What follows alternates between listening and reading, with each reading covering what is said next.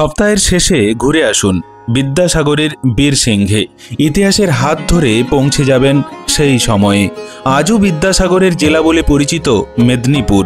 এখানকারই বীরসিংহ গ্রামেই জন্মেছিলেন বর্ণ পরিচয়ের স্রষ্টা পণ্ডিত ঈশ্বরচন্দ্র বিদ্যাসাগর। বর্তমান প্রজন্মের কাছে বিদ্যাসাগরের সৃষ্টি ও ইতিহাসকে তুলে ধরা হয়েছে একেবারে নতুনভাবে। সাজিয়ে তোলা হয়েছে জন্ম ভিটে থেকে বিদ্যাসাগরের ব্যবহৃত নানা জিনিসপত্র। তাই সপ্তাহের শেষে একবার ঘুরে আসুন পণ্ডিত ঈশ্বরচন্দ্র বিদ্যাসাগরের জন্ম ভিটে থেকে। এখানকার পরিবেশ মন ভালো করে দেবে আপনার। জানতে পারবেন পণ্ডিত ঈশ্বরচন্দ্র বিদ্যাসাগর সম্পর্কে নানা ইতিহাস।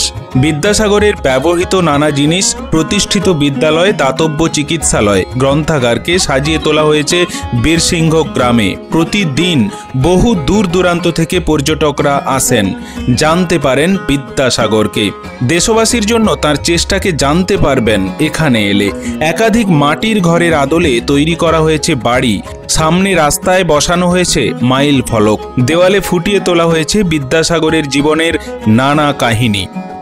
ছেলেবেলা থেকেই সমাজের জন্য তার অবদানকে ফুটিয়ে তোলা হয়েছে নানা ছবিতে। শুধু তাই নয়, রয়েছে পাঠাগার, একাধিক বই, রয়েছে ভগবতী দেবীর নামাঙ্কিত তার প্রতিষ্ঠিত বিদ্যালয় সহ নানা জিনিস।